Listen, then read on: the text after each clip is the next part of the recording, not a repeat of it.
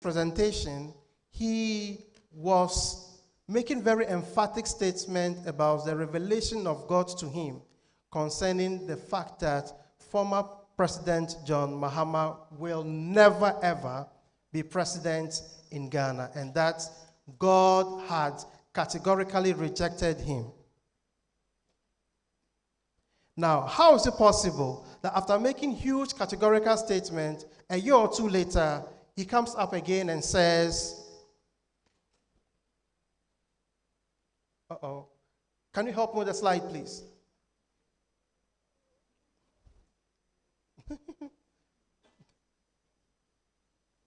It's frozen.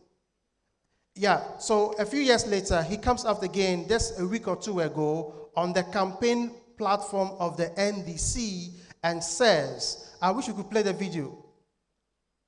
I wish you could play, it's just 19 seconds video. Can we please play the video?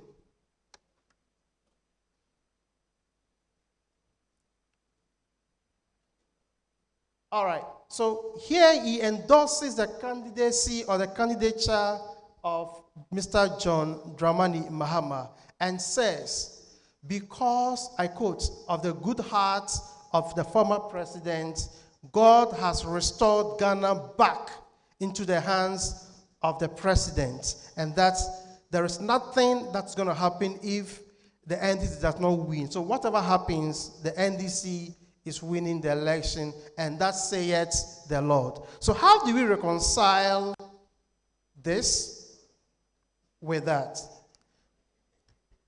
John Beatty tells us that the African is obdurately and insanely religious. That we understand.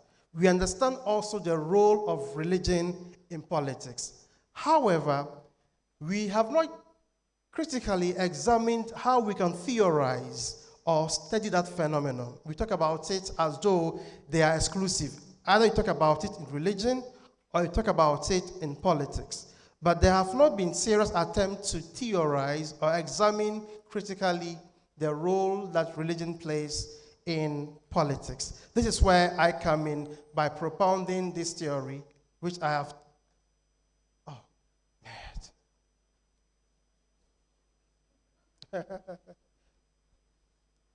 Next slide, please.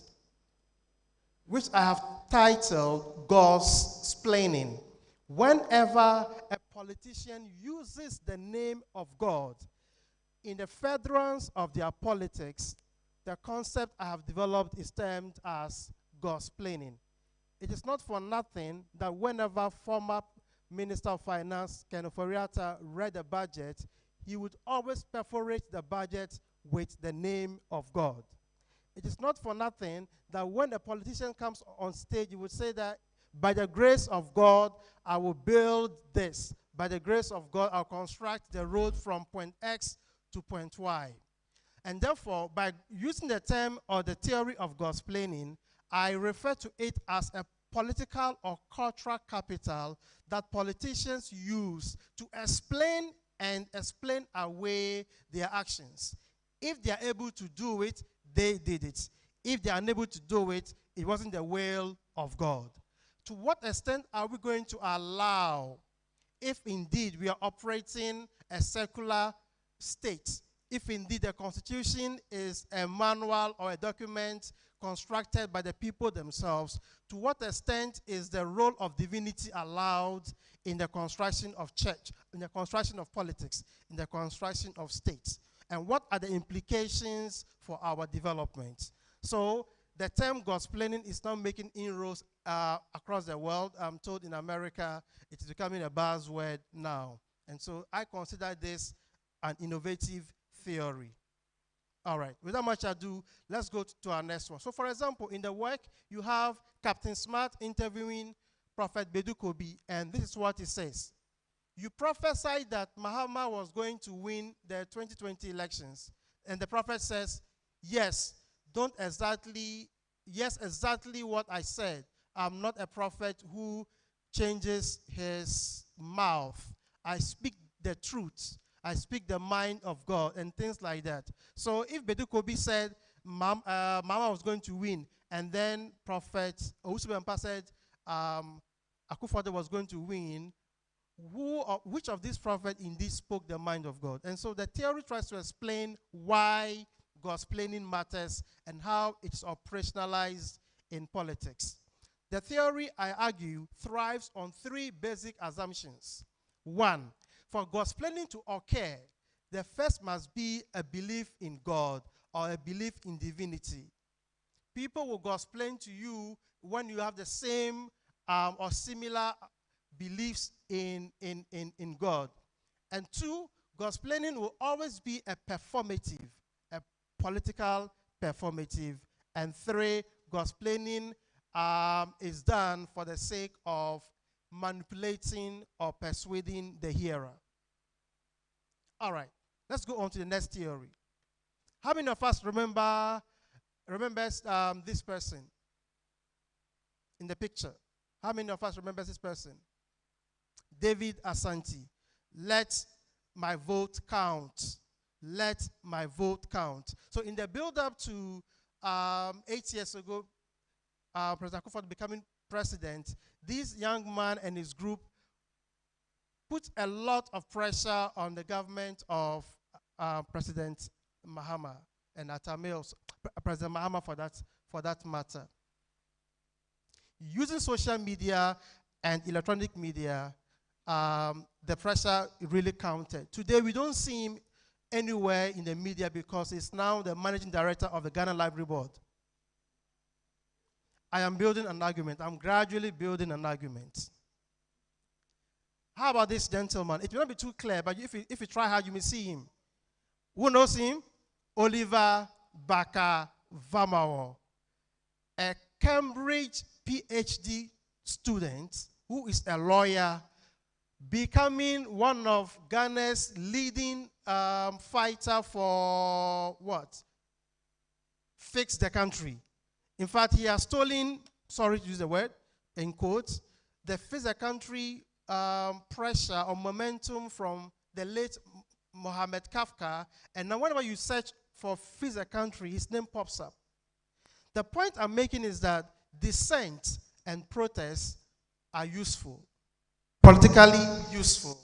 Dissent and protest are politically useful. If you study the history of politicians across the world, from Mandela, Nkrumah, to whoever, anytime there is dissent, anytime there is protest, there seems to be a reward.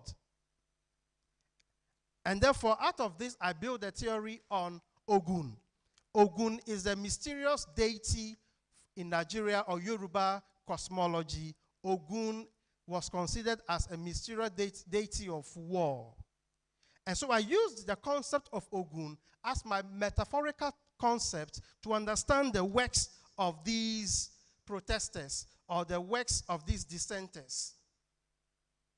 I argue that just as Ogun's mission of intervention, cleansing, and retention, these people do just that, except that their warfare is online. So they fight just as Ogun fights.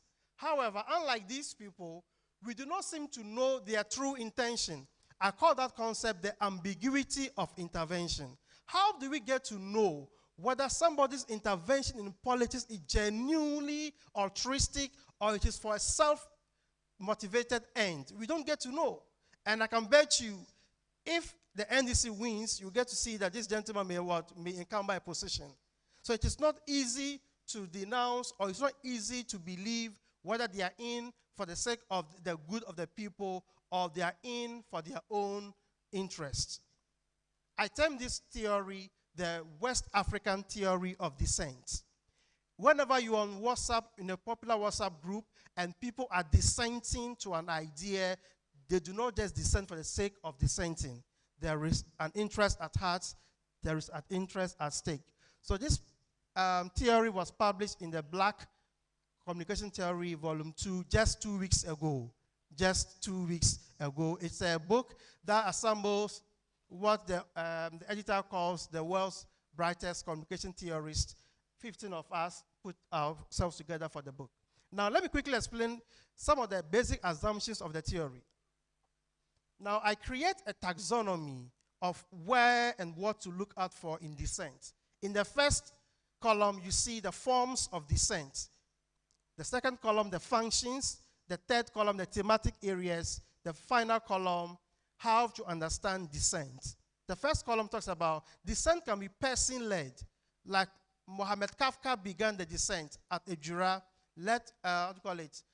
Fix the Country was begun by Kafka, who thought that Ejura was too dirty, and so he was speaking against government's inability to help clean the environment.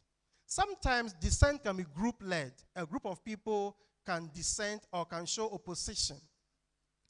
Sometimes it is sponsored. Sometimes it is sponsored. So when somebody is dissenting, do not be in a hurry to join the dissent. You do not know whether they are doing the bidding of their master. Other times too, it is engineered. So somebody appears on radio and is shouting on TV, shout, and at the end of the day, they just go and drink tea and they eat together. And you're like, my goodness, yes. But you don't understand that it is simply a performance. They are just performing for the sake of the cameras. Sometimes it is co-opted. All right? So Oliver Barker-Vormawor took away the physical country from Mohammed, and now he is into it, all right, by himself. What are the functions? People show opposition to others because they want to mediate. Sometimes they want to intercede. Sometimes they want to engage in digital warfare.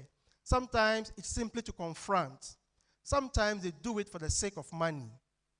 Whenever Efia Schwarzenegger goes online, on YouTube, or when she goes live, she's not doing it because she may actually care, but the more she runs online, the more for the sake of confrontation, maybe for the sake of warfare. All right. So the assumptions, quickly, there are 5 assumptions to the theory. The first assumption says that all forms and acts of dissent and counter-dissent are interested and always political. All forms of dissent and counter-dissent are interested and political. There is always going to be an end to it. Number 2, the second assumption, dissent expressed on social media manifests in 3 major forms: person-led, group-led, sponsored, as you can see from the visual. And maybe you can take the last one.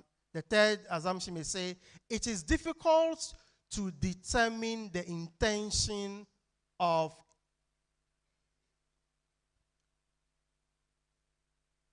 it may be difficult to determine the intention of dissent, so we don't get to know. So my theory explains this. How do you get to explain somebody's intention? Give it time. The first thing says, give it time. So you see, time, context, and performance. If somebody means well, time will tell. If somebody does not mean well, time will tell. The context will help us to know whether they mean well for the dissent. So how do we apply these theories to industry? One, we can talk about it and its media implications. Our journalists and our media houses need to understand that politicians engage in gossplaining. And so let us call them out to separate the church from the state. It is not for nothing that there is theocracy. It's not for nothing that there is democracy. Let us know their places in the realm of what? Governance. In terms of West African theory of dissent, we should now consider a rethink of the communication architecture, especially in terms of our governance structures and the rest. We need to know how to intervene in the domain of politics. All right, thank you very much.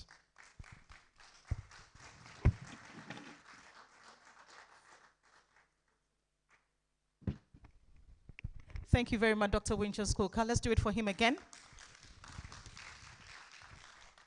So next is College of Education Studies. College of Education Studies. Let's welcome her. Kindly note that you have a maximum of 20 minutes. A maximum of 20 minutes. Thank you.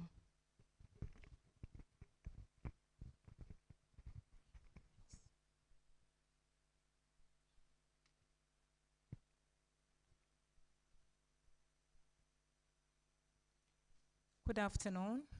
My name is Felicia Elinam Jamesi.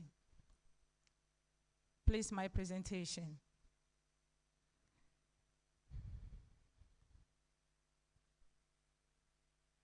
Please, can you put my slide up?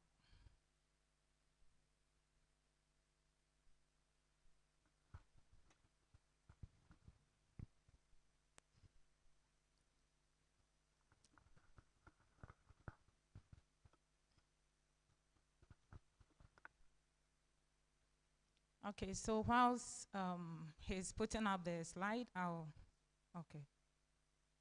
All right, so I'm speaking on promoting indigenous play-based pedagogy in kindergarten education. And for today's presentation, I'll focus on the influence on teachers and then learners. So in 2022, there was a nationwide review of kindergarten education in Ghana.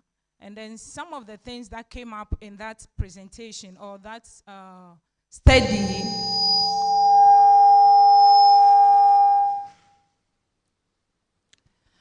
was that kindergarten teachers were struggling to implement a play-based pedagogy. And then there was a recommendation that we should define a new pedagogy that is culturally sensitive. And reading through the literature, you get to understand that our indigenous play, they are able to promote lifelong skills, talking about negotiation, patience. We also realize that the materials that are needed to engage in this kind of play, they are readily available, they are easy to design, and sometimes you don't even need any material to engage in some of our indigenous play. Agbenyega and his people tried to see what we can get out of our own folk tales and ancestor stories. And they came up to say that beyond the skills, the values, we can also, children can also develop academic and then higher order thinking skills. But then the studies that have been done in this area usually employ questionnaires or interviews to just find out from teachers whether they have any knowledge about the indigenous play, whether they know we can use some of them in teaching concepts. So these studies don't really go in depth into helping the teachers as to how to actually use the pedagogy. Sometimes the knowledge that the teachers give, the way they use the indigenous play is very superficial. For example, a teacher can say, okay, we can use Ampe to teach counting, but that is just at the superficial level. So if we are able to, and the reason is because teachers are not usually trained to use it. We just think that, we take it for granted that once they have the knowledge of it, it means they can use it, but that is not the case. So for this study, the idea was, or the main goal was to develop a professional development program around our own indigenous play. And here, I'm defining indigenous play as the play that is found within a particular cultural or socio-cultural context. So we can also look at the people in that community as a form of resource. For the purpose of this presentation, I only focus on the third objective, that is to assess how the implementation of the indigenous play-based professional development program influence teachers and learners. So it was a qualitative study with 8 teachers, and the study went through 4 phases. The first phase was the diagnostic phase, where teachers were engaged in interview to allow them articulate their own training needs. Most of the time, teachers go for workshops, they train them, but then they don't use their skills, simply because somebody assumed that this is what they need. So the first phase was to know what they already know, what they are doing, and then how we can use that as a basis for developing the content for the capacity building. So the first phase was analyzed, and then the information that came out, the findings that came out, put together for the capacity building. For example, in the first phase, one of the things that came out during the interview was teachers' knowledge about the curriculum. So teachers were asked whether they know of any documents that tell them how to teach children in the kindergarten. And the teachers no, the curriculum doesn't say we should teach children to play, and that the curriculum says that we should just use our own discretion. And the reason is that even though the teachers had copies of the curriculum, they were only using, they only use it as a material for getting topics. They didn't engage with the frontal matter. For example, they didn't talk about the philosophy when you ask them. Meanwhile, it's the philosophy that tells teachers how they should actually implement the pedagogy. So 7 of the teachers said emphatically that the pedagogy, the curriculum doesn't say we should use play to teach. So it was important to get to know that. And then the capacity building, which was the second phase, we did everything together. We set goals for ourselves, and then the way we were going to go about it. Then we move on to the classroom implementation. During the capacity building, some of the things that we discussed during the first 2 meetings were the theory base. It was theory based. We looked at Fleer's conceptual framework. It's a cultural historical framework, so it aligned very well with our indigenous play. So we look at the elements and how we can apply them to the kind of play that we have in our classroom. And then we went for the classroom implementation. And then within the classroom implementation, there was a kind of coaching. So for the first few meetings, the teachers will present, they will plan their lessons together, present, and then I will be there to guide them, we give feedback, and then they use the same feedback to work on themselves. So those are some of the activity. And during the presentation, during the workshop, the teachers were the ones who were taking the lead when it came to the various play, because we wanted them to bring out what they have, not to impose anything on them. There are some organizations that are running workshops for teachers. I was able to get hold of one of the training manuals of one of the very, very top organization, an NGO that is running workshop for teachers in play-based learning. And when I look through the references, the materials that they put together, none of them cited any Ghanaian or African author, play researcher. So everything was either from Scotland, from England, all over the place, but there was nothing mentioned of Ghana. Meanwhile, that thing was meant for Ghanaian teachers. So we had to make sure we use what we have. And the oldest person in this group was a 57-year-old woman, and she was the one who was leading most of the sessions. The younger ones, most of them had forgotten how to do some of them, Ampe, Anjure, Banchimakakro, and all of that. They have forgotten most of them. So, yes, so what are the findings? So the teachers, after taking them through the training, being with them in the classroom, giving them reflective journals, and then they taking photos, and then talking about them, the teachers said that, before you came, I just tell the story, and then the learners draw part of the story, and then we are gone. So now, we don't do that. And then the other teacher said that it wasn't like first, when I just tell the story, and then we stand up and go. But this time, we extract. And the teacher was talking about integration, because that was one of the key things that was missing before they took part in the study. So the teachers, if you were going to do, maybe dramatize a story outside, we try to connect help children to make connections between concepts in the environment. So if it is under the tree, a child may be able to identify an ant. A child may be able to see maybe something, an insect. The teacher's responsibility is to make a link between that ant and maybe the tree, maybe that is a habitat. So teachers have been trained to make sure that their lesson, they are helping facilitate children's construction of knowledge.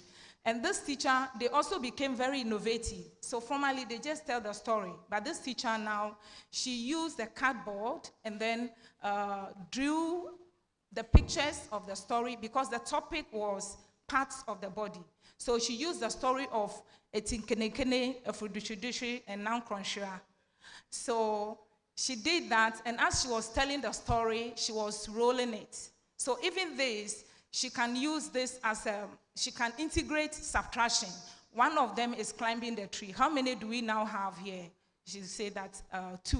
And she was also integrating colors, so she decided to use different colors in doing this. And then also the teachers were actively engaging the learners. So our learners were more like passive recipients of knowledge. They sat down and then the teachers tell them everything that they needed to know. But here, the teacher have to engage the learners in different activities so that the children will be able to understand whatever they were being taught. So they were they were dramatizing the story, and also here the teacher was trying to explain certain things to the children. Teachers were also collaborating. So the teacher in the red, that was her class, but she was struggling to mold the characters. The concept they were teaching was number 1. And so the other colleague was there, and so she was the one helping the children to mold and all of that. And in this, the one there, one child has molded Anansi. And this Anansi had 9 legs. So the teacher asked the child, how many legs does this Anansi have? Then they started counting. By the time they got to the 8th one, the child removed 1 without the teacher saying anything. So that is subtraction. But the child was able to do this subtraction because the child actually understood that concept. And so there are so many other things that the teacher can actually integrate in this study. They were also using technology. This one also was, the topic was meals of the day. So the story was about some bears that have tried to go and have a party, and tortoise happened to be part of them, and then they had to come up with an idea to help them. So as a project, the teacher or a teacher could give an assignment or a project to the children in terms of technology. Children could plan how to help tortoise get up there, because tortoise doesn't have wings to fly. So technology can also come in. So the teacher was showing the children a video of tortoise so that it can help the children in building the ideas as to how they help tortoise to get into the party because it doesn't have wings. So the teachers were using outdoor. The first interview, the teachers were complaining that they were not using play to teach because they had issue with space. But now they know that they can use outdoors. And then they said that when they bring the children outdoor, it really affects their mood. The children were happier and they were more interested in what was going on. And in the last picture there, they can see that there were older children who were also watching. So this has gone beyond just the class. Other children were also there. So social interaction was happening there. The one that the children were doing there was Nana. So it's a visual memory game. The child has to imagine what is happening and then be responding. And the teacher was using that to teach subtraction from 1 to 20. And that was in class 1. Because by the time I went there, the teacher had moved to class 1. And then the teachers were also more reflective. So they said, one of them said, with this approach, I must be prepared before coming to class. And these teachers have been teaching for over at least 9 years.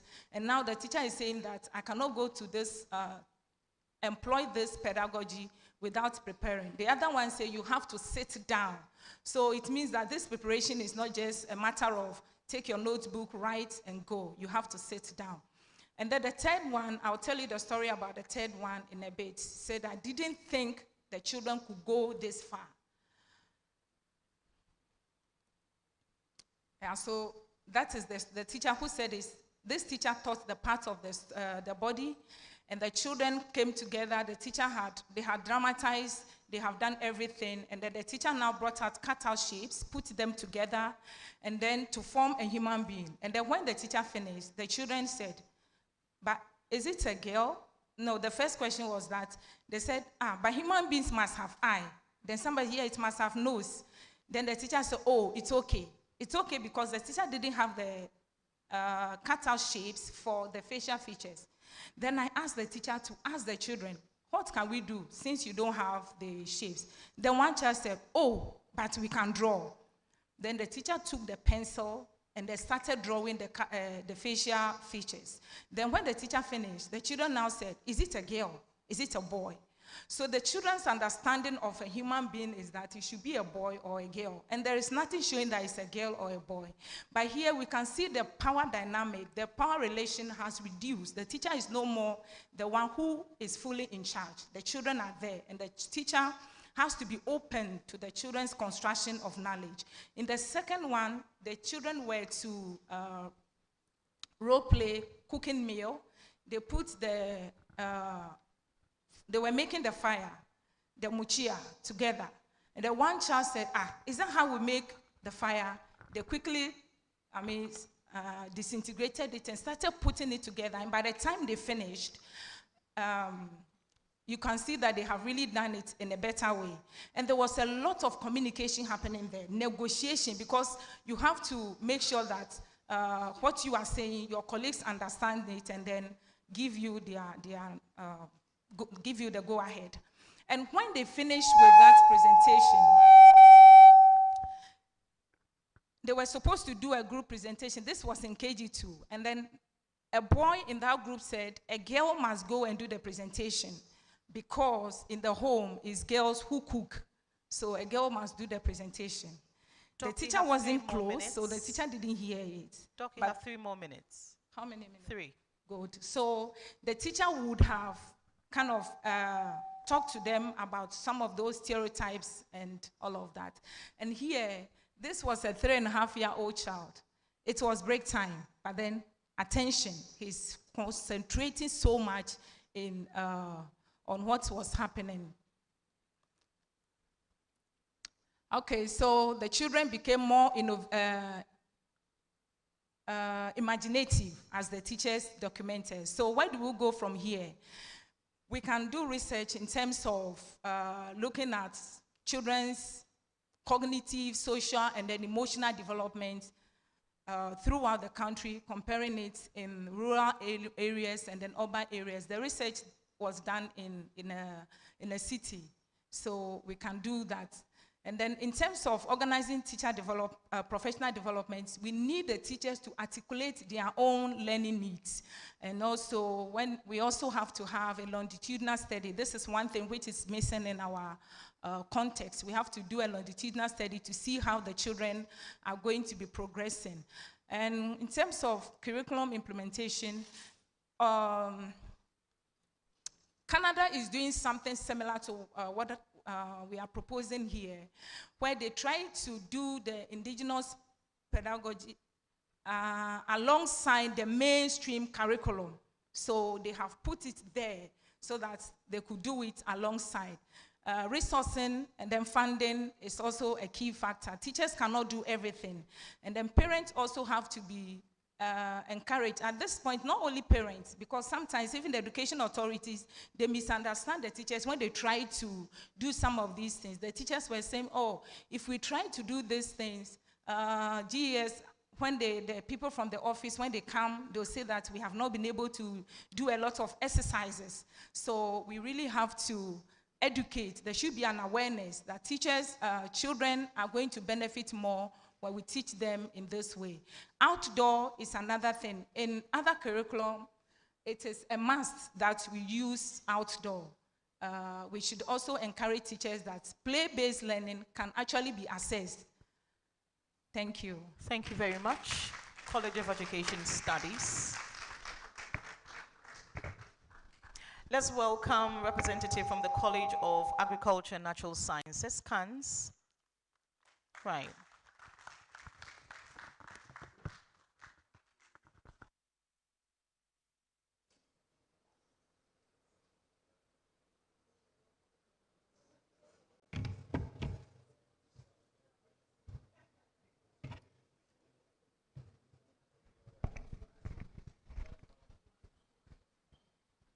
Good morning and good afternoon, Prof. Chair. Permit me to go straight to my presentation. I had a short notice, however, I have something wonderful I just want to share. And after, I think 30 minutes from now, we're doing another presentation, so if you don't see me, I'll just wait up.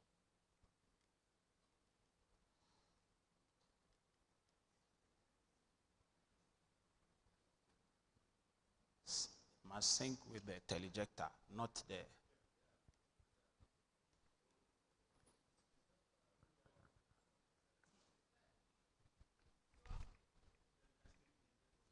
Yeah. So I want to talk to you about two most important things that I've been doing for the past 15 to 20 years now. And the first one is reducing post-harvest losses. That was my former lab. And my current lab is reducing food fraud.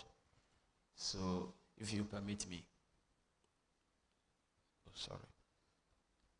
Go back.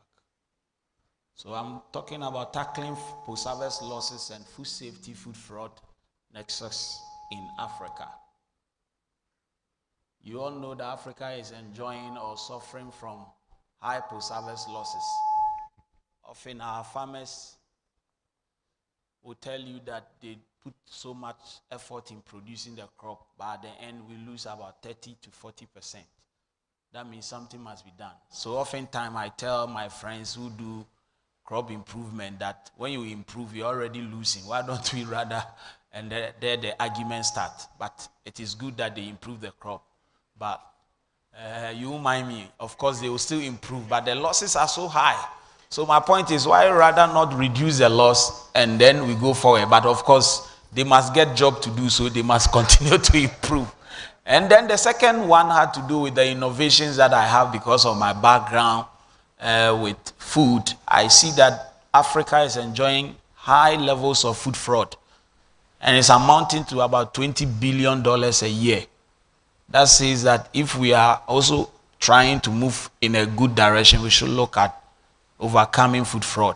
The reason is our lab systems are weak. Our activities are always supporting food fraud. And if you put a lot of questions down to ask, have you heard of food fraud? A lot of people will say no. But food fraud has become ubiquitous. That means that everybody enjoys food fraud, whether you know or not. But the earlier you know, the better. It will work now when I stand here. Okay, so I've already summed up the main objective is to develop innovative techniques to overcome post-harvest losses using plant hormones and also to reduce food fraud by detecting it using artificial intelligence for on-site detection. So these are the two major issues. And in my lab, we've done so many. In fact, 29th, we did a presentation for FAO, UNICRE, and as well International Atomic Energy Agency, and they were so amazed that tomorrow and this afternoon we're going to continue. They even pointed out where I got some of the money to do this work, and some of them were sponsored by Drake, so they were mentioned. So you can put it together for Drake. In fact, since 2016, when I did my first presentation, it went global, and they started inviting, because it looks as if nobody in Africa is looking at food fraud, food safety nexus. But I have done that in my lab in a way, using mobile phone, using artificial intelligence, using NIR sensor. So just look at this picture. You've all encountered them before, post-harvest losses. My visit to Israel in 2017 realized that their post-harvest losses is like 1%, 0.1, sorry.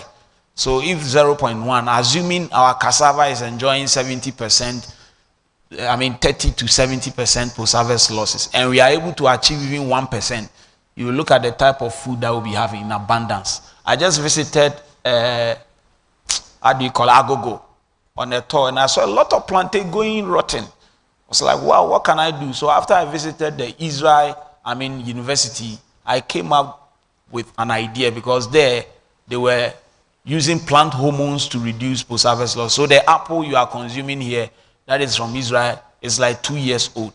Can't we do the same for our food commodities and enjoy, let's say, even 3 months, 4 months, and then it will be good? So I did a simple test. If you ask me, I'm not going to tell you. I used to release a lot of secrets, but now I've grown. Yeah, which is good. So, but if you look at the picture, all these are from my house. This one was done in front of my house. This was a treatment we gave to the plantain, and this was control. You could see after 30 days what the decay is. But look at this. Just about after 2 weeks, it started ripening, but this one, no. So it means that we have something to do. This one, MasterCard just gave us some support. So again, 3 months ago, I went around to assess the value chain of tomato in Keta and Logan and other places, Begro and all those areas. And I realized that a farmer, when we did the profitability, was saying that if he could store tomato for just 2 weeks, he's going to make just 1 acre, he can make a profit of 50,000 Ghana cedis. For instance, a basket of tomato was costing at that time in the lean season 2,700. Meanwhile, now it's gone. In September, it was costing 300. So from 300, it can go to 2,700. So just imagine. Even you can tell when you are going to buy tomatoes at the market. So why and what is Israel doing to have 1% that we cannot do? And we tried this in our lab again. This is just a mere trial with the secret we got from Israel. And you can see, this is in the 22nd day. 22nd day, and it's still green, and this one is going bad. You can see the number has just reduced drastically. That tells you that we can do something. And so through this, we can set up the Center of Excellency in UCC, talking about post-harvest losses using plant hormone. And I know my colleague professor here will be happy. I can't do this alone. We can do that together with the university in Israel. The second challenge, which I said is my newfound love, is food fraud. Palm oil, to be specific. This one was sponsored by UKRI, UK Research Innovate. We attempted using a mobile phone and then a scanner so that you can do on-site detection of Sudan dye. All of us here, I can say about 90% have enjoyed Sudan dye, because the analysis we did, it's only Western region and Eastern region that we saw about 70% incidents. 70% incidents. That tells us that if you've bought palm oil before and you sample 10, 7 of them are adulterated. In Central region, we had 80%. So if you buy, it means that. So what can we do? We try achieving that by using this. And currently, we are still even using a little more handheld that could pick the sample on spot. And we are achieving good success. This one is also trying to go very far. Then if you come to agro, again, you all bear with me that our farmers in Ghana are not stupid. Excuse me to use that word. Why are they getting lower yield? It could be what they call GIGO. Garbage in, garbage out. It could be that the farmers are putting garbage in the soil and they are getting garbage produce. Because it's so amazing that for tomatoes or for rice, they are getting 12 tons somewhere. We are getting 2 tons. What is the problem? The problem, last time at Jakarta, I made mention, and one ambassador from Cote d'Ivoire said they are now in court because of fake agrochemicals, fake agro inputs. And now we can confidently say that we've developed something to test this fake agro inputs so as to ensure that you put the right input in the soil and get the right yield. I want to just show you this video, but I think I've shown it before. It's just about 5 seconds. Oh.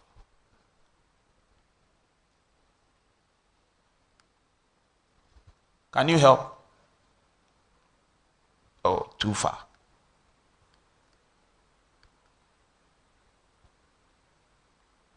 Okay, if this video is not happening, in 5 seconds we were testing this palm oil in a lab. You just put a sample in a cup, you scan, and then there you go. It works like magic. In fact, we met a professor in the UK who said he doesn't believe this. So I asked him to sponsor my coming there so I'll prove to him. And then we did that. And that's how come we got the UKRI. And currently, we can say that a company in Accra that exports palm oil to Australia and EU, they are using this. And we are trying to look for a lot of market. So we use them as a test case so that they go there. Because I don't have a palm oil factory. So I always tell them to go there. And the man is so happy to prove to them that it works. Because samples that others tested that they had, we did it and sent some. It didn't have the dye. So we've done something. At least with this, he's also willing to put roll on other students. And our students used to go there because the machine we bought there was around $15,000.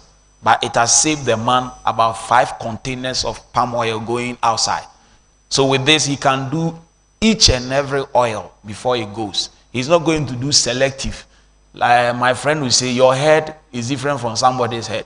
So if I use your head, and I say, because your head doesn't have Sudan dye, all the hairs here don't have. Maybe that it has from your head, and maybe it's at your heart. So this is just to prove to us that a click of a button, you can actually determine. And one other issue we want to look at is free fatty acid. The values we've gotten so far.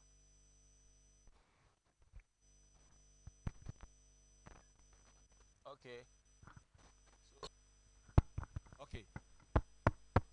Hello? Hello? Okay, thank you. Thank you. So the values we got so far are, somebody met us and was trying to condemn this, but we realized that he doesn't understand where we are going to. Mercedes-Benz did not start one day to become nice as it is. Even every year, are releasing new models. Now we've moved from this model to a higher one, which we bought recently and got a collaborator from Taiwan who is interested to work with us. He sent and we've tried that one. It's working magic. We are yet to even tell them how far it has gone, but we all believe that we'll go far. So this is the finance. You can see it's obvious. We have something to give out. And I know Michael Edu, Professor Michael Edu is happy about this because he can now enjoy his garden eggs for a long time. And then when you come to fertilizer as well, I'm not a crop person. I'm sure those doing crop here will be happy. You can now also test your fertilizer on site before you apply. And this has a cross-cutting effect on all the sustainable development goals. If you cannot produce healthy food because you are applying fake fertilizer, which ends up going to the environment, which ends up going to the water body, which ends up putting less money in the pocket of the farmer, then you know that this is something we should all try and push TNS and his agenda of becoming the next president of food integrity in Africa. But this is to tell you that, again, a simple scan, you can see the difference. A spy fertilizer. And we sent questionnaire around. I think D-Hub helped a UK company to sponsor us to just do the sensitization and see. And it was so amazing. We saw fertilizer in the north mixed with sea sand. Can you imagine a farmer applying fertilizer to get his 10 tons per hectare, and now he's applying sea sand, maybe collected from Ogwa and sent to Tamale? Look at the weight. It's so sad, but we've tried our best with this. It will go far. So what are we trying to say? It's implication. We want them to support stricter punishment. They should give stricter punishment. And they should, again, help us develop the NIR so that we could put it at the port of entries. And this one, you don't need to be even educated to operate the machine. Because mobile phone operation in Africa, especially Ghana, is more than 80%. That means that this technology could be applied by a lot of people. We should also promote. This is where now I am doing my best. I talk to a lot of people. They seem not to understand that let's promote the use of plant hormones in Ghana. In Ghana, at least the little we've done has shown that we could do. And this one will save us from that huge investment we put in cold storage.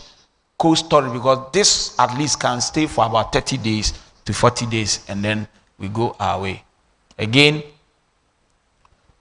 because of the portability of near-infrared spectroscopy, it can go places. Therefore, a center in UCC collaborating with maybe Ghana Standard Authority should be set up. Not to condemn the technology, because Germany, last 2 months we were there, they are using it for their grain industry. Why can't we use it? We are even having the challenges of importing chemicals to do analysis. Now, if you want to buy chemicals, it's expensive. Why don't we embrace near-infrared technology so that we could help solve the problem of food fraud? So in a nutshell, these two things are what I have tried to tackle. Thank you so much. Thank you very much, Prof. Tay. We can do it better for him. Whilst we're doing that, we'll call on the College of Distance Education to help us with the next presentation. Let's do it for code. Thank you. Yeah. Here we come.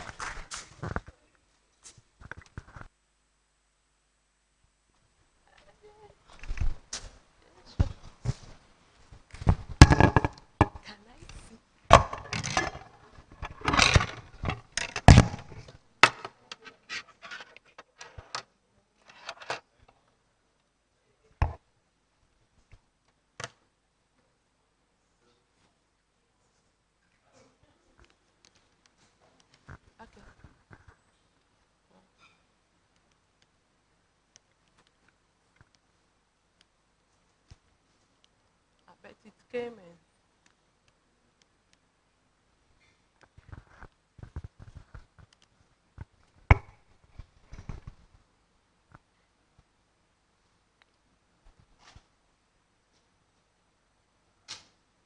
Okay, code presentation is on effect of self-efficacy in the relationship between mental health problems and academic performance of distant learners.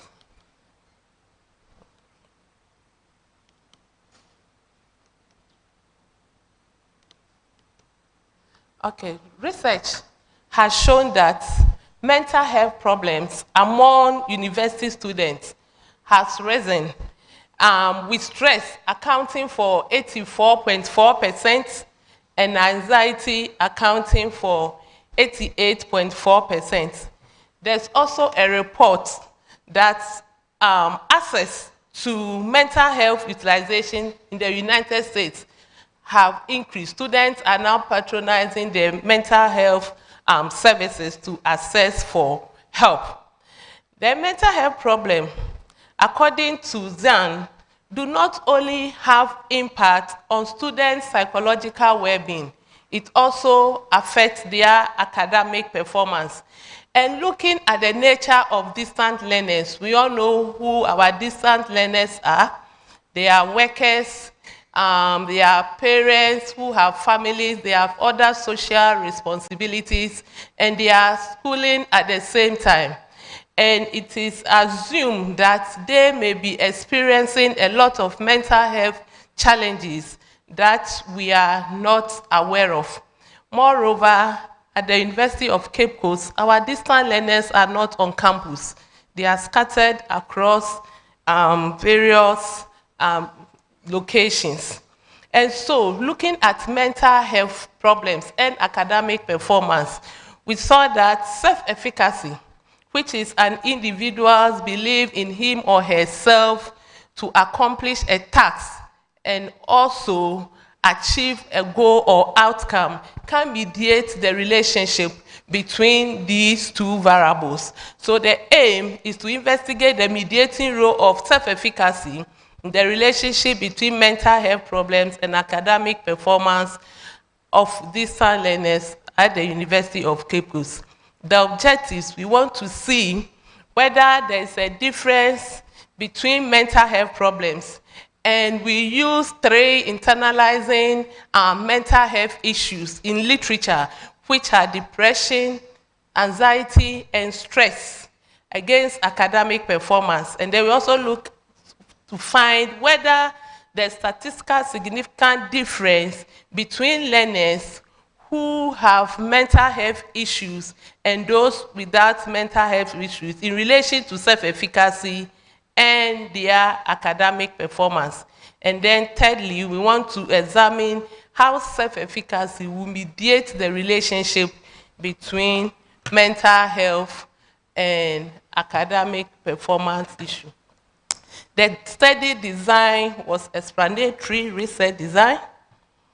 And then we used 510 code undergraduate learners from 20 study centers across Ghana. In fact, currently, code has 10 administrative regions. We have not moved to the 16 regions yet.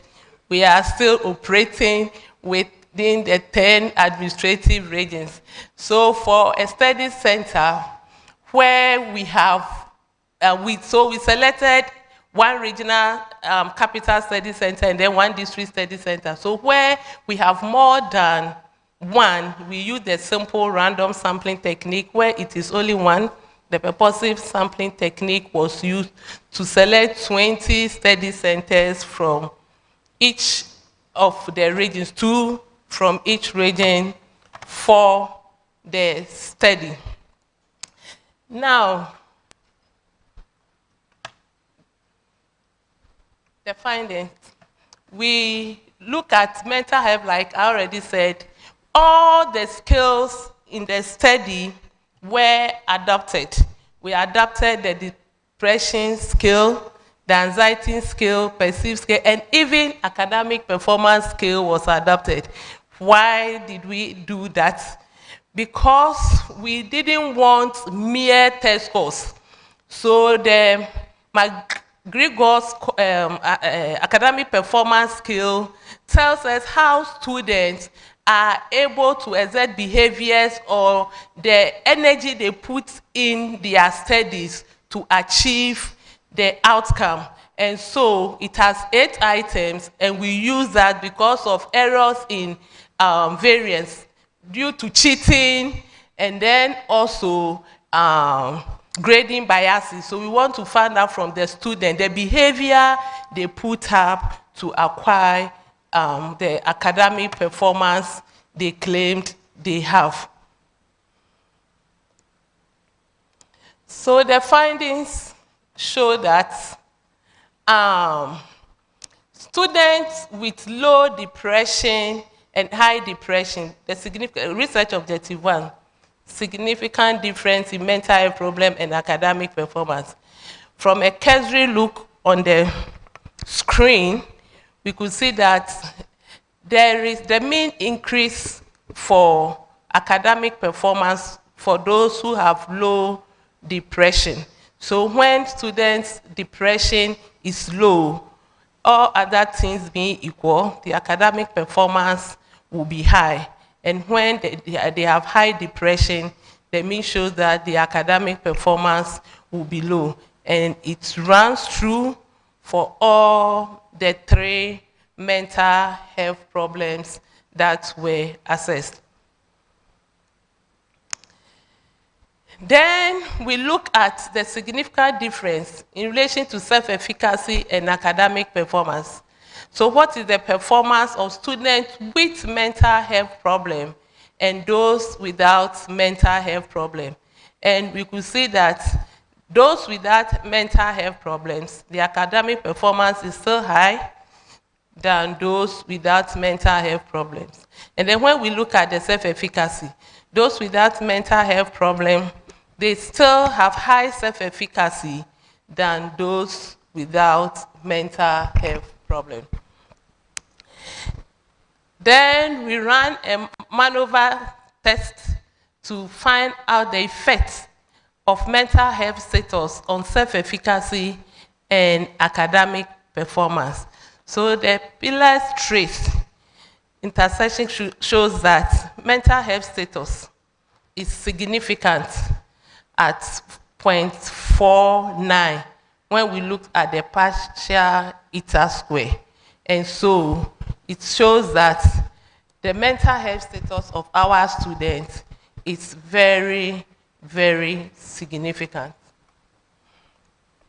Then, still with the ANOVA results, I don't want to read. So there's a magnitude of effect of mental health problem on academic performance of distant learners, and it accounts for 49% of the variations in both academic performance and then self-efficacy. This confirms the results established in Tvucc.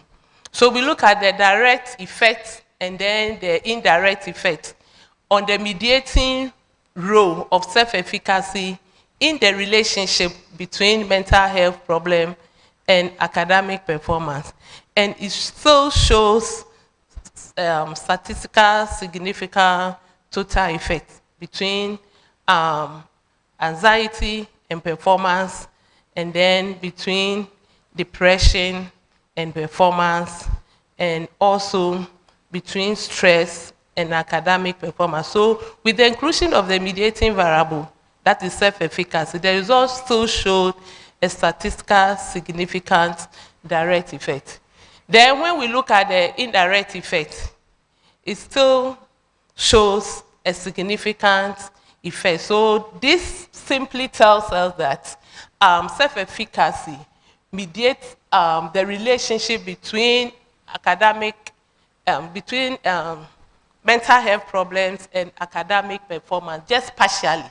Because whether people have the desire or the belief in themselves to excel and then to accomplish tasks or not, still mental health has an impact on their academic performance.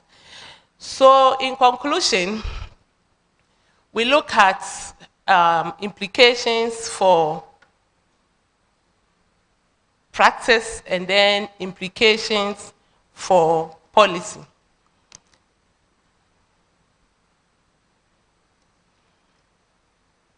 Okay, so this is just a path diagram showing the relationship between the mediator, predator, and then the criteria variables that were established. So in conclusion, for policy, we are saying that because our distant learners are not with us on campus, there should be a program that emphasizes mental health awareness, and then it will also foster self-efficacy, creating more supportive learning environment for our students at the various study centers.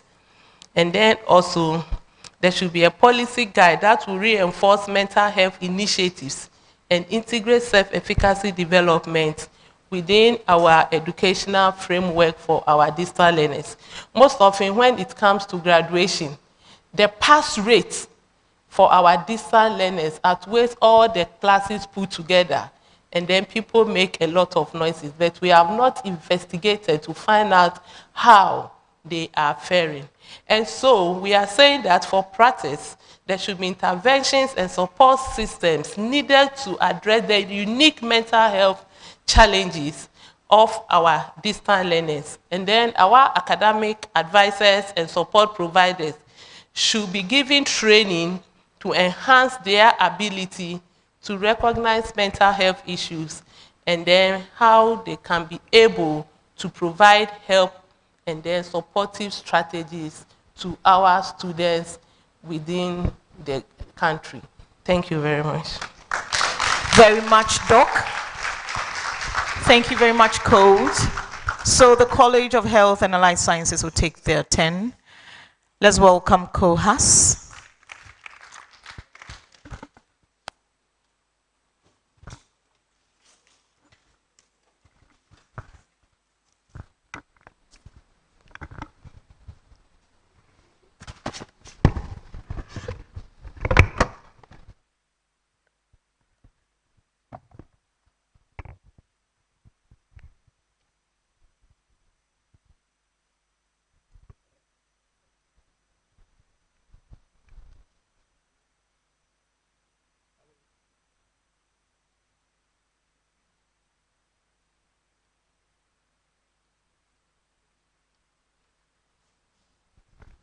Okay, so today we're going to talk about breast. Since Everybody likes breast.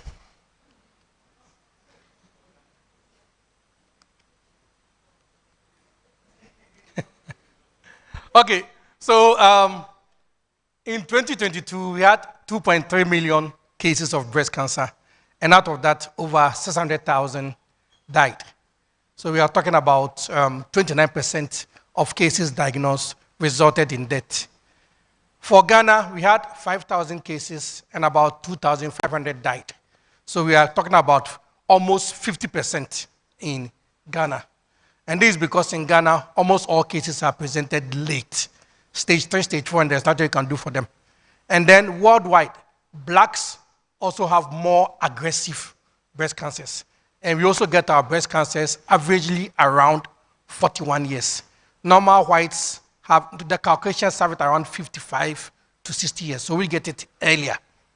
So even though more whites get breast cancer, more blacks die from breast cancer than whites. So over here, you can see some of the devastating effects of breast cancer, and we sometimes wonder why women would stay for this long to let this happen to them before coming to the hospital. And don't forget that men also can get breast cancer. So now we know the problem. What do we do? One effective way is early detection. Early detection. So that means screening should be a very important thing that we should do. And then screening should be 10 years earlier than the onset average. So if in Africa we are getting our breast cancers around 41 years, then screening should start like 31 years. However, mammography, which is called the gold standard, is not the best for Africa. One, mammography cannot be used for women below 40 years old. So since we need to start at 31, mammography won't help us. The whites, because their breast cancer start at 50, that's why they develop mammography to screen at 40. So we can use it. So that's out. And then ultrasound is also another alternative. But let's look at the cost of mammography or ultrasound. It's over 200 cedis each. So that one is not available and it's expensive.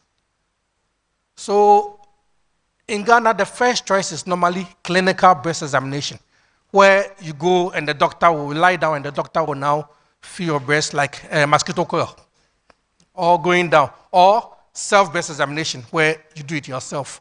But you know that do it yourself is not the best. And then with clinical breast examination, it depends on the experience of the person doing it, and even the size of a breast, because a small lump in a large breast is difficult to identify. And in we blacks, we have dense breast, so it even makes it more difficult. So we need something else. So we need something else which will be cheaper, reliable, and effective. And this should not replace, but should serve as an adjunct to the screening process. So in comes a device that we call the breast eye, breast light. The first generation is the breast light. That's the one on top. And this is the fourth generation. And it was developed by Dr. Gatti. He's not here. Dr. Gatti at the medical school, together with the Scottish partners, they developed this tool, which we use now. So typically, this is what cancer looks like. As you can see, is that small lump over there, surrounded by many blood vessels. So the blood vessels are what we call angiogenesis. So cancer cells can produce its own blood vessels, and these blood vessels feed it. So cancer cells grow faster than normal cells because of this own blood vessels. That's why even when we take out a lump from a breast, we need to irradiate the area around it so that we can kill all these blood vessels.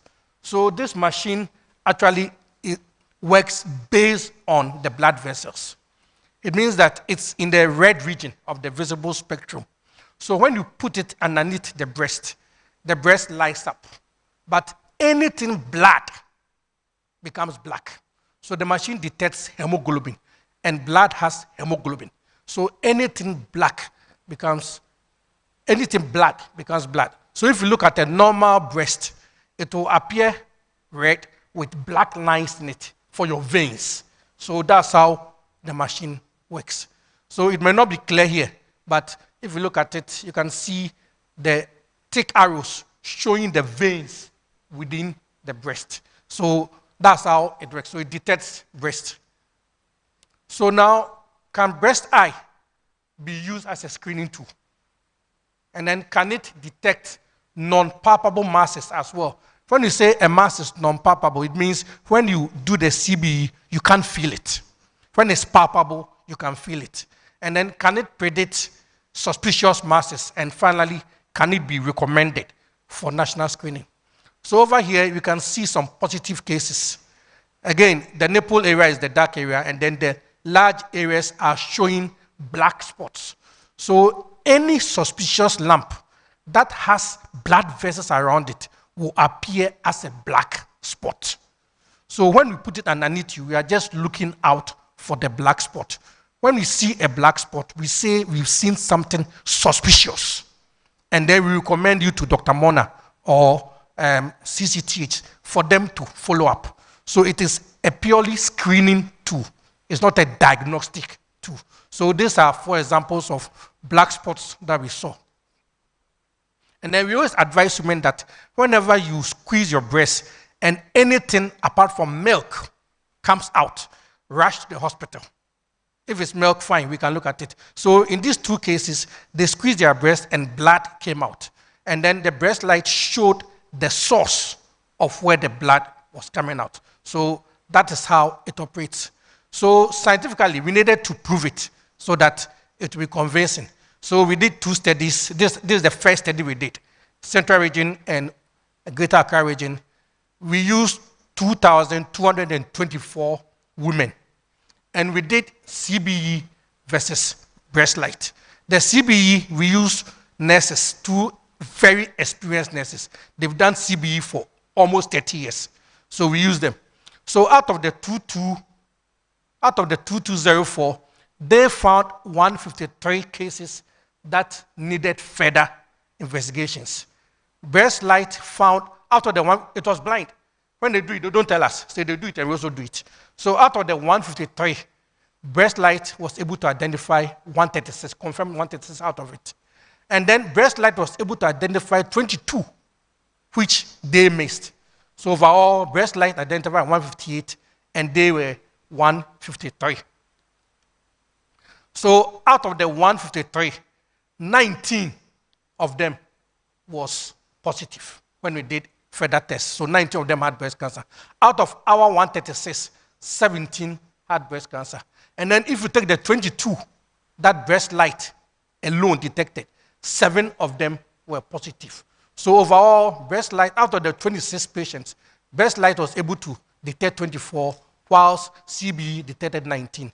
So if you do the ratio, breast light had a 92% chance of catching it than CBE. And then if you look at the various ages, you realize that below 45 years, 30%, we have 38% of women having breast cancer below 45 years. If you shift to 48, if you move within this region, the number increases to 57. So we are getting more cancers below 48 years old. So the research questions. Can breast light be an effective screening tool? Yes, because with the current CBE, we had 92% and CBE had 73%. Can it detect non-palpable masses? Yes, because breast light can go as low as 0.9 centimeters. 0.9 centimeters. Breast light will detect it. So it can detect it. And then can it predict suspicious? Because it detects angiogenesis. Any positive by breast light means it needs further check. So it can predict angiogenesis. And then can it be recommended as an alternative screening tool? Yes, because of the high percentage and because it is also very cheap. Right? Normally, if you come to my office, it's free. But when you come to the library, because I have to hide the canopies and the teas, that's why we charge. So breast screening is actually free. Right? So if you don't want to pay, for the tears to enjoy some more money, you come to my office. So yes, we recommend it. Fine. People come all the time, so it's not surprising. So due to that, we believe that the government should institute a national screening program for it. So other advantages, if you come and we are not sure, we can take a photograph and tell you to come the following month. So when you come, you compare the two photographs and then see whether it's growing or not. It can also be used to the progression of treatment. As you treat, we should see it shrinking. And then most women, once I put the light underneath your breast, you are supposed to look at your breast, right? And when they look at their breast and they see it, and they sometimes say, oh, can you check it? Can you check it for me? So when they play a role in the health, they are also confident. And then ladies who feel squeamish about lying down for a guy to touch your breast, they prefer this because it is done in the dark. And then sometimes blood vessels, the nurses borrow it in order to set IVs because you can't see it. And then now the urologists have been borrowing it for testicular torsion. When they check your balls and then there is something wrong, they can now use it. So, policy. Well, currently in Ghana, for every 120 women we screen, we get one case. So it's 0.8% penetrance. And it's going to increase, right? It's going to increase in the world. With our galamsey crowd, it's even worse. So yes, we are proposing that a nationwide screening should start. If you go abroad, most of the cases it was detected through screening. That's why they detected stage 1, stage 2. It's cheap, no doom saw, easy to operate. And then, point 4. The guy who did it, David Wadmott, he died from COVID complications. So now, breast light is up for patent next year.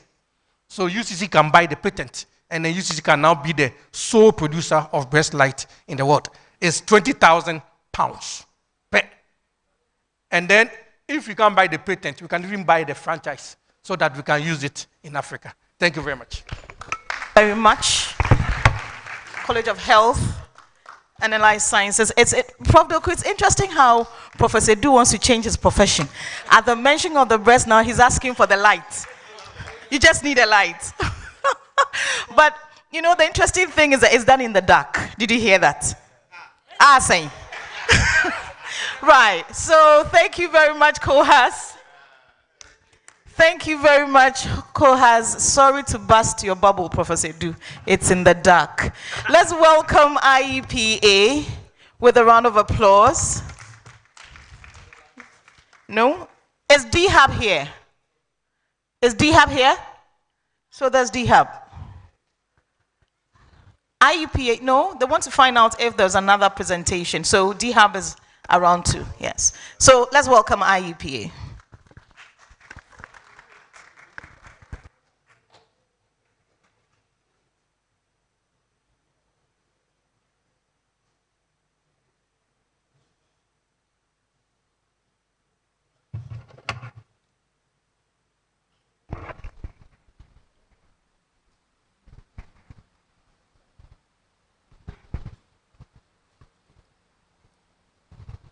Okay, so it's afternoon already. Good afternoon. Our presentation is on developing strategic leadership competencies in education, insights from the Pilot National Education Leadership Institute.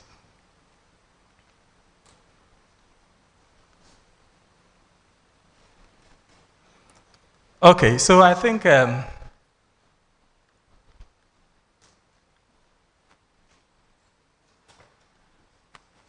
yes. So I'll start from the preamble that we all acknowledge that leadership is very important in every institution. And as Prof. Adai says, leadership is cause, all others are effect.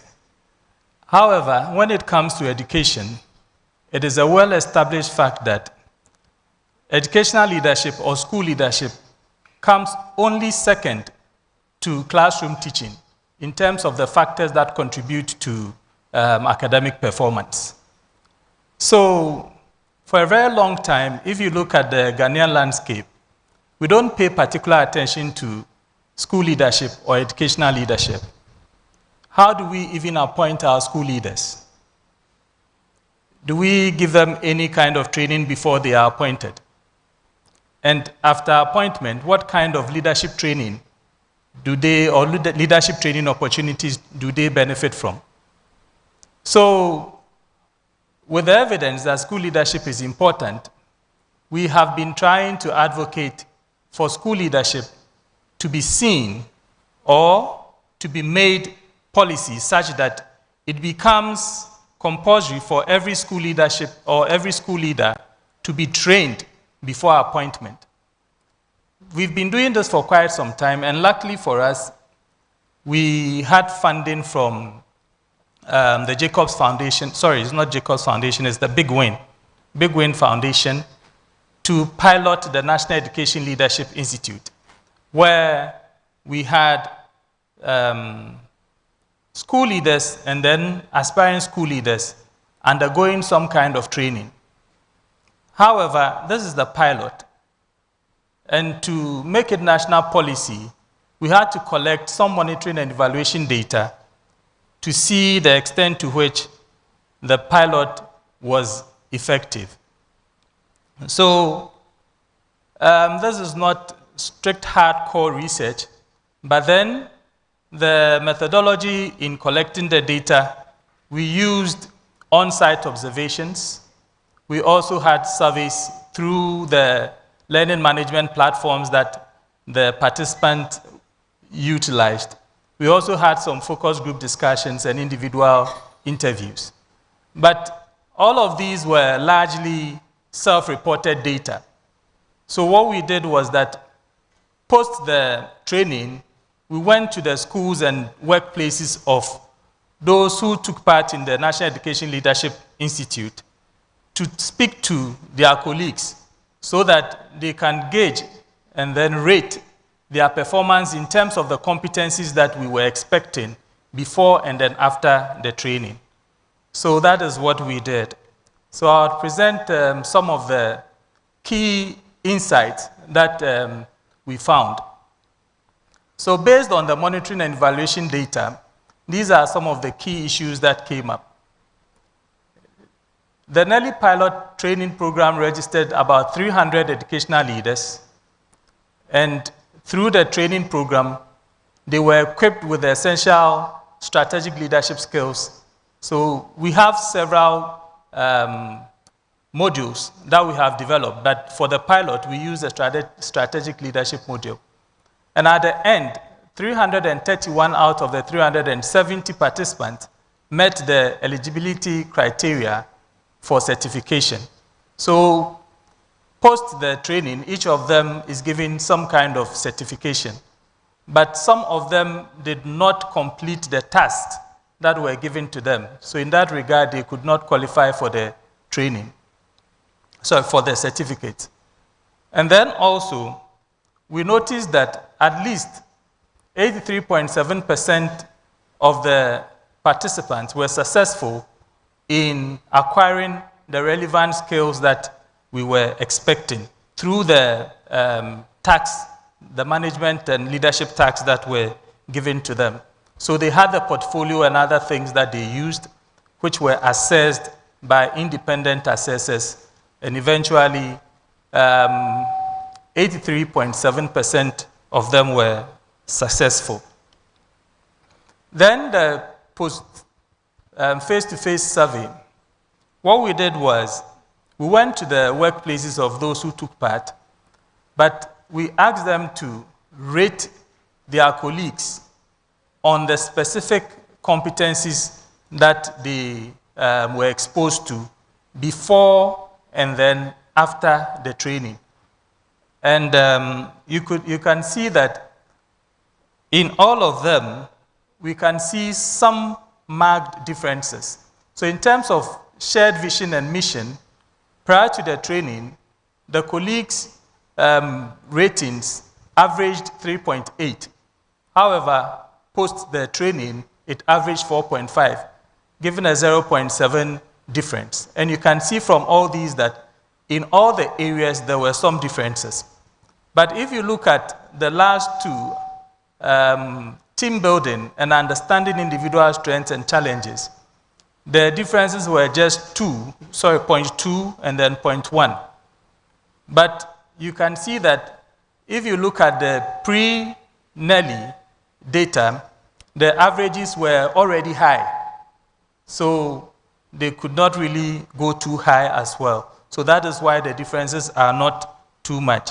So this gives us an indication that the Nelly training was quite effective. So some key lessons. What is happening right now is that post the pilot, we have sent the pilot report to the Ministry of Education, and they are putting together a cabinet memo so that school leadership training could be made a prerequisite to appointment as school leaders at the pre-tertiary level. And then also, the Nelly training would be one of the modules or the pathways to obtaining certification prior to becoming a school leader. So these are some of the key lessons that we also drew from the training. We utilized an innovative approach, delivery approach, using the flipped classroom approach, where students had, I shouldn't be using students, let me use school leaders, had opportunity to the material before they came for discussions. So they would have a period where they would engage with the material using virtual platforms, and then once in every month, one weekend in every month, we would meet and have a discussion on what they have learned. And we noticed that that approach helped more than the regular kind of classroom and the workshop approach that we have been using for some time. And the good thing too is that from how it was approached, we now have a replicable model. We have a carefully documented SOPs that we developed. So in that regard, at least we have something for anybody who would want to replicate the model to dwell on. And then, because we did not isolate the levels of leadership, we had the school leaders working together with the district level leaders, working together with the regional level leaders, working together with the national level leaders. That created an opportunity for networking. However, we ensured that tasks that were assigned to them took into consideration their working context. And then also, the Nelly itself as it is, we can see that it addresses a very important educational challenge. We always complain about leadership, not only even at the school level, also at the national level. And where does it start from?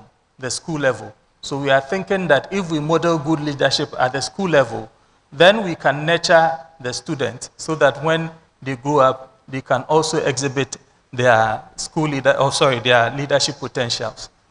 And well, this may not be relevant to our context now, but the training, we had some issues with the training environment.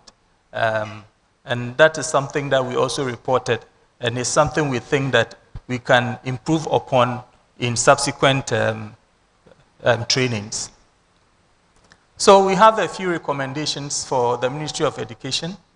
So we are saying that the Ministry of Education should develop a policy to make educational leadership training a prerequisite to educational leadership appointments. And then we must also ensure that we align leadership competencies from the training for targeted skill development. And then we should develop systems to ensure that the Nelly is economically viable and sustainable. As I said, the pilot was actually sponsored. So in that regard, it was, because it was sponsored, those who were participating were even paid something to participate. But if you want it to become national policy, is this financially sustainable? So we must find ways of, if it becomes national policy, and to be appointed, you have to go through this.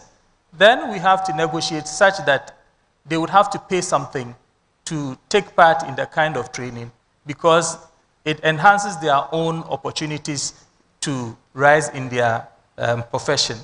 And then finally, we are also advocating that the National Education Leadership Institute should be institutionalized. And if it is institutionalized, the good thing is that because IEPA led, then it will be something that would belong to the University of Cape Coast, and we can pursue it.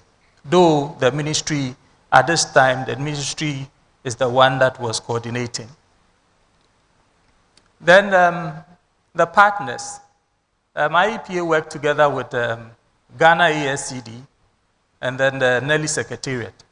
But as I have said, IEPA played the lead role in this. So we are hoping that if it becomes a national policy, then IEPA will continue with the leadership role and it becomes something for the University of Cape Coast. Thank you. Thank you very much, IEPA. We'll call on DHub.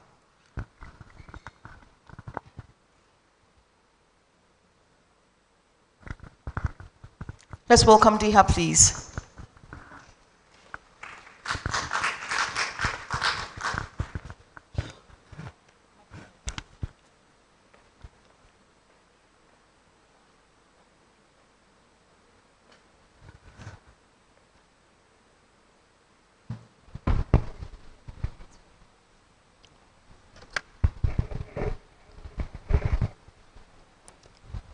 Okay, good afternoon to us all. Okay, my name is Enoch Alali. I'm from DHub, and then we are here to present on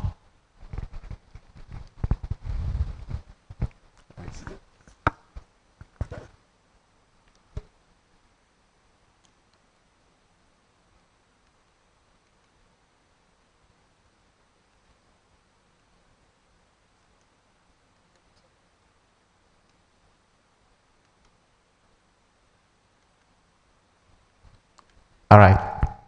So we are presenting on edible organic pesticide for vegetable farming, and I'm here with my team member. Agnes Joy.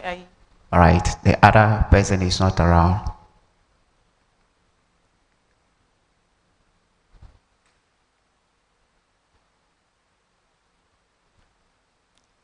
Please, it's not the actual slide that we have to use.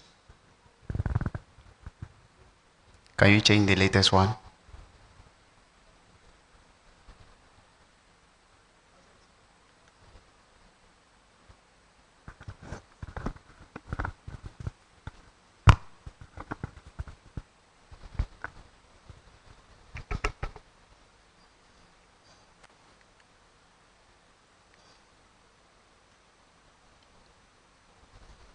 Please, it's not this one.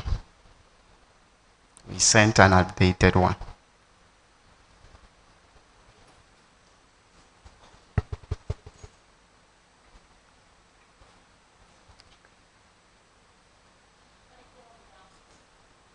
Okay.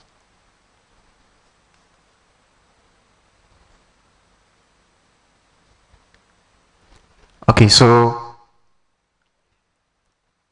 what we want to share with you is a lab work, a research that is gradually transitioning to commercialization to show that we are not just doing practicals in the laboratory, but we are transitioning to making impact in our country and beyond.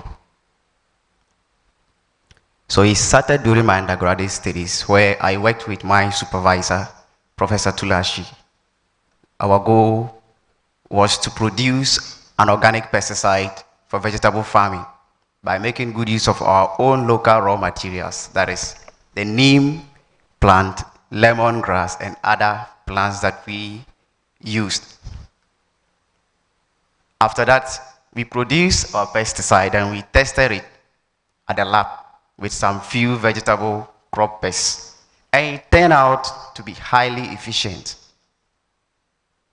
The findings showed that using this neem plant and the lemongrass as well as the other local plants that we are adopting could effectively control vegetable pests, thereby eradicating the use of these synthetic pesticides that turn out harmful to our environment.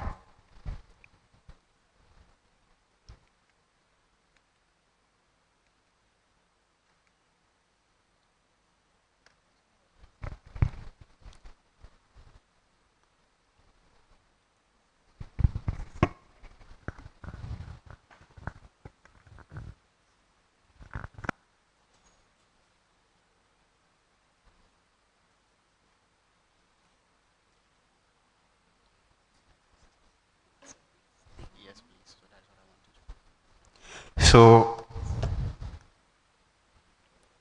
based on the results we got, it shows that there is a need for entrepreneurs like us to not just leave it at a laboratory level, but take it on to commercialization. More so, there is a need to educate farmers on how to make good use of this potent solution we discovered, and then how to use it. Likewise, it is a call to the government to invest more resources in this sector that will benefit our country.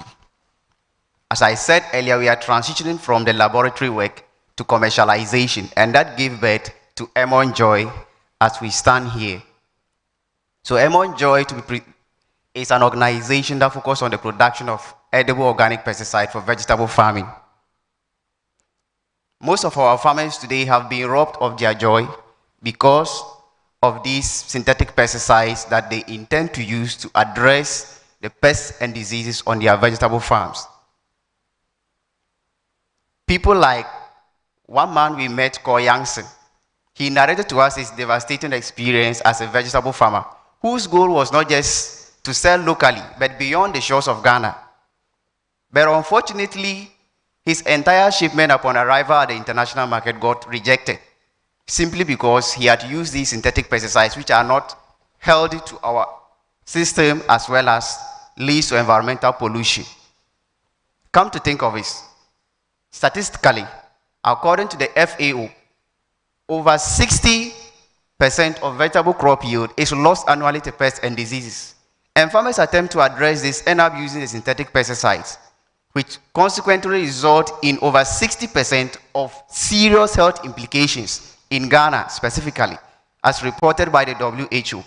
Likewise, over 70% of environmental pollution emanate from the use of these synthetic pesticides.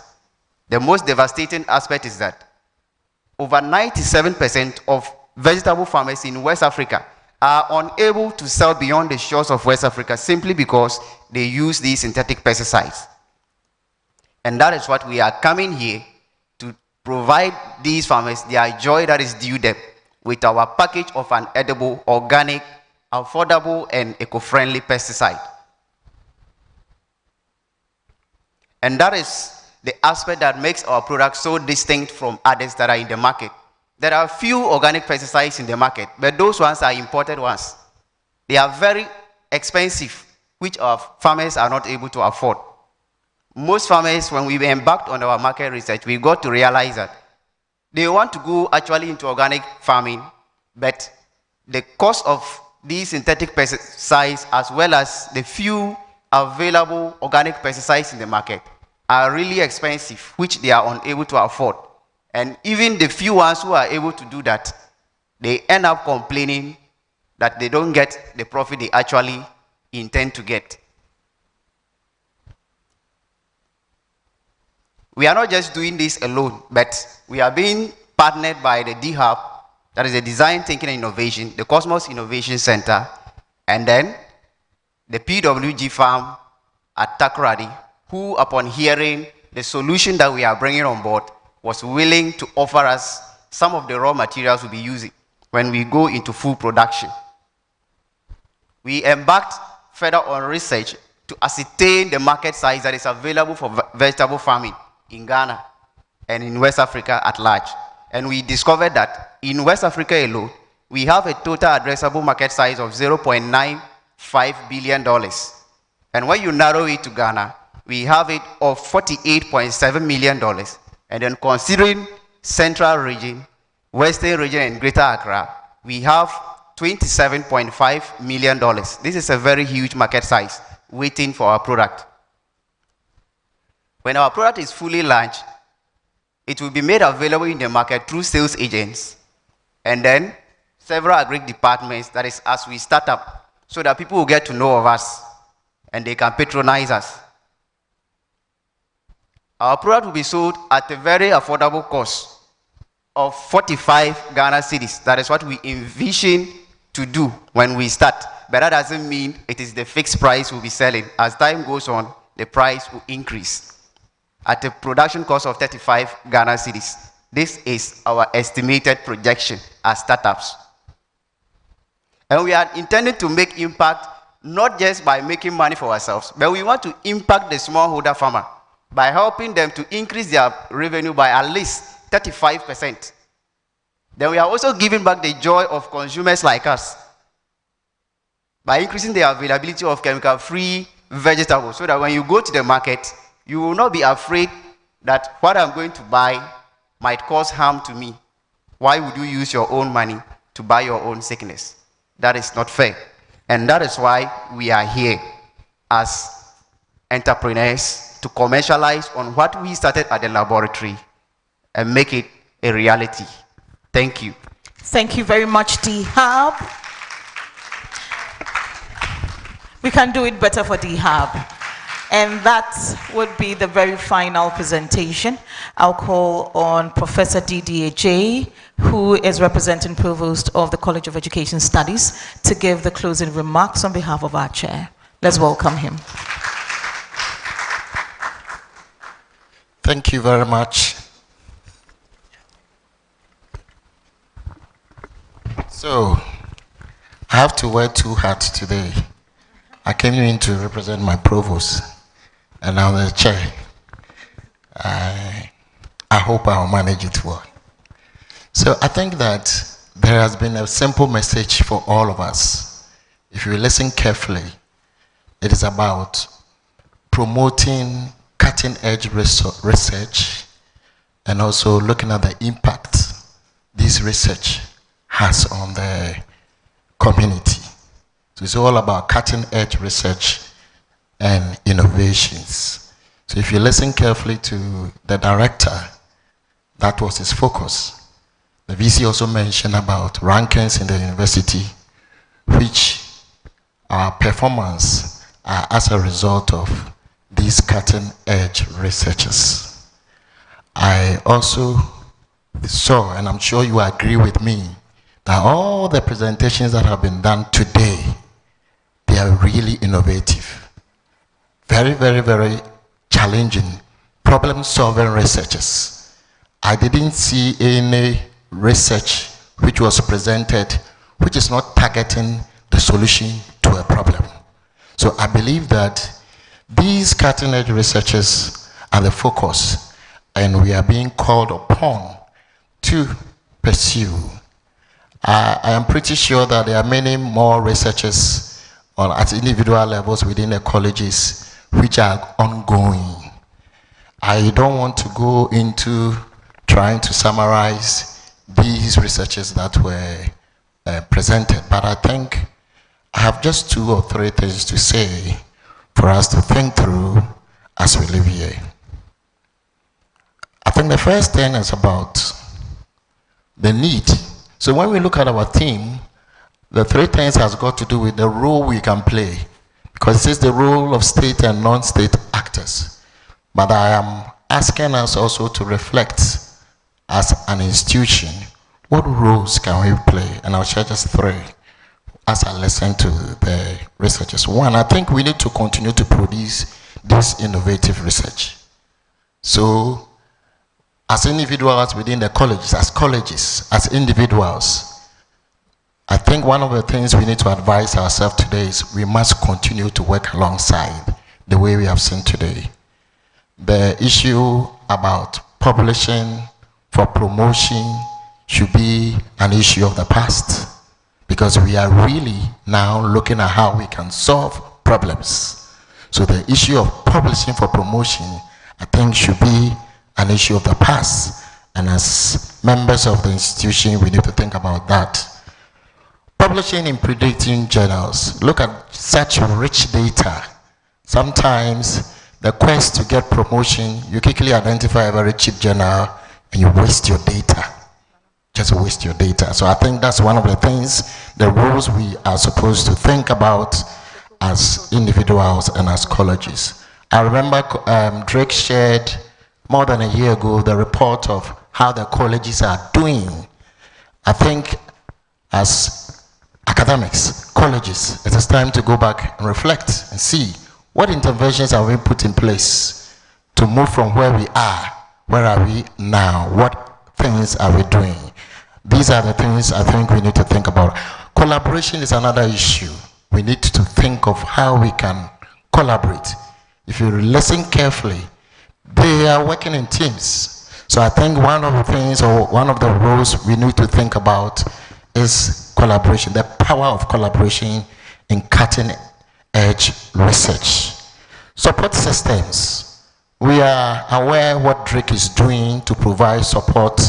We heard a number of the presenters talk about Tvucc support. I think as individuals and colleges, can we, if we are not already doing it, set up some kind of fund also to support some of these cutting edge researchers to support what Tvucc is doing? I think this is something we need to think about.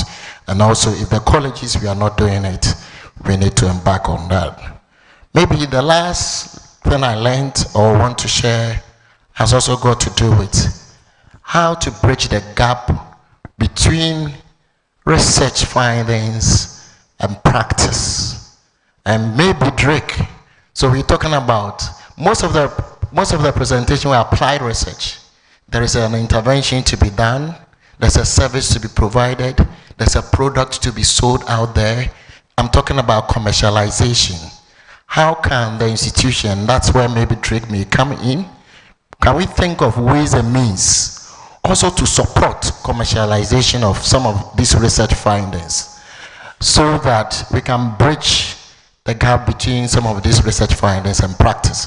I think in the long run, it's not just going to provide a service or solve a problem, but it could also be an avenue for creating jobs and making money for the institution. So that's something I also want to add for Tvucc to think about. Maybe they can set up a fund like this for researchers within the institution to assess. Having said this, I want to thank you all so much. It has been a very long day, but your patience, your kindness, you didn't walk away. I think I want to thank you. I want to thank Tvucc also for putting this up for us. I think that the program is not over. Tomorrow, there is a panel discussion, and then there's a public lecture on the 6th, and on Thursday, we have research awards. So I want to entreat all of you, and those who are not here, let's tell them so that we can all come and increase the occasion. On this note, I thank you very much, and I wish us all well. Thank you very much, Professor Jay. So it's a wrap for today. As our chairperson said, I don't know how to describe, it's an acting chair. Is there anything like that? Acting square, because he's doing two things at the same time. Thank you very much. So as he indicated, tomorrow there's going to be a panel discussion, and the topic is creation of research centers of excellence for sustainable development. And our panel members include Professor Jofus Anamwa-Mensah. He is a former VC of UEW. Professor Ellis Owusu-Dabo is former Pro-VC KNUST. Professor Dennis Walonyo Aheto is director of ASCOR UCC. And our moderator is Professor Michael Osedu, Soil Science Department UCC. And he's going to give us the closing prayer. Crop science. So the point is that he quickly wants to swap to become a breast tester. So that is what is going to happen. Prof, you give us the closing prayer. I'm bent on you praying. Akusia is bent on me praying today. Let's pray. Our Heavenly Father, we are grateful unto you. We're grateful that we invited you and you did not disappoint yet again. You have made this a success. We thank you for the favor, for the grace, for the insightful research that we've seen today. We pray that as we depart here, we do not depart your presence. You would go with us and make the rest of our day to a blessing. We ask that the rest of the program, from tomorrow and the rest, you take your seat in it and make it a glory unto your holy name. In the name of Jesus we pray. Amen. Amen. Thank you very much. Tomorrow the program starts at 10 a.m. Please make sure you are here. Invite